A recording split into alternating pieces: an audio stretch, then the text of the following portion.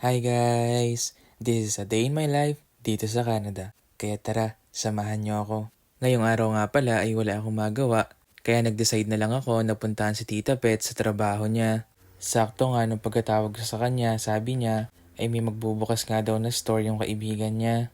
Kaya't dadalhin niya nga daw ako doon para nga mag-food tasting. Pero bago yon, dumiretso muna ako dito sa Novotel para puntahan nga si Tita. Pagkababa ko pa nga lang sa North York Center ay diretso na pala ito dito. Kaya nga sinurprise ko si Tita.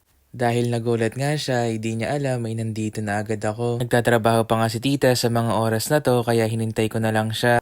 Habang hinihintay ko nga siya, sabi niya ay kumain muna ako dito sa breakfast buffet. Tinanong nga lang din ako na tita kung ano yung gusto kong drinks at sabi ko ay hot chocolate. Binigyan niya naman agad ako. Kaya thank you tita. Kumuha nga lang din ako ng egg, bacon, sausage, and french toast. Dahil nga 1pm pa yung out ni tita, sabi ko sa kanya ay maglilibot-libot muna ako. Kaya kung saan-saan na ako napunta, para nga din hindi ako mainip. Habang naglalakad-lakad nga ako dito ay ramdam na ramdam ko yung lakas ng hangin at saka yung lamig ng panahon.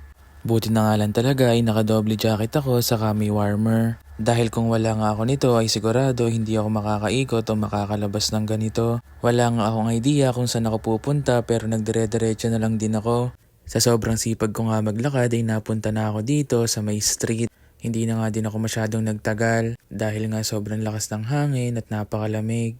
Kaya ipapakita ko na nga lang sa inyo kung saan ako napunta at naglakad-lakad. Magmula nga pala sa amin, papunta dito sa Novotel ay sasakay ka ng isang bus saka ng 2 tren. Pagkatapos ko nga mag-ikot-ikot sa labas ay dumiretso na ako dito sa loob. In-explore ko nga lang din kung ano yung meron dito. Kagandahan nga dito ay mayroong library, free wifi pa, saka may mga komportable kang mauupuan. Pwede mong basahin kung ano yung mga gusto mong mga story. Kaya't kung may gagawin ka nga o busy ka sa mga schoolwork, ay pumunta ka na dito dahil siguradong matatapos ka. Dahil maraming mga tao din yung mga nagre-review dito at kung ano-ano yung ginagawa nila. Meron silang dalang laptop na kung saan ginagawa nila yung mga dapat nilang gawin. Tapos na nga din pala yung gawain ni tita kaya pumunta na nga kami dito sa store na inimbitahan siya. Ang pangalan nga pala nito ay ang Golden Lechon. Para hindi nga kayo malito, tabi nga ito ng Freshco, Dollarama at saka ng Popeyes. Medyo late na nga din kami nagpunta kaya konti na lang din yung naabutan namin.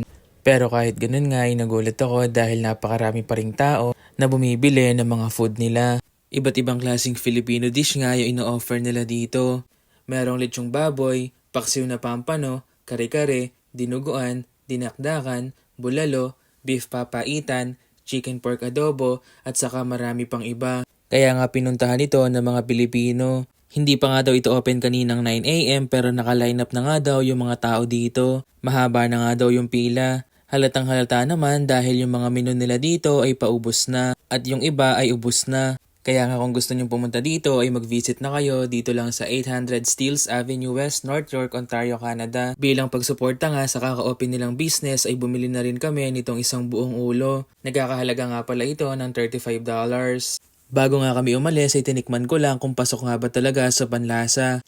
Nung natikman ko na nga ay talaga nga namang masarap. Kaya kung gusto nyo umorder dito ay kontakin nyo lang sila sa number na 647-967-6759. Kaya't pagdating nga sa bahay ay nagsimula na kaming kumain. Ito nga pala yung in-order naming ulo ng baboy. Faded, patago pero dama mo pa rin aking aura. Give a damn about a hater. Pakigo na wala lang din ang matanaw. Sa kalawakan bumala makababa habang ang mata mga tropat manatili makapaghimay. Hindi ang mutasip pa sa multi.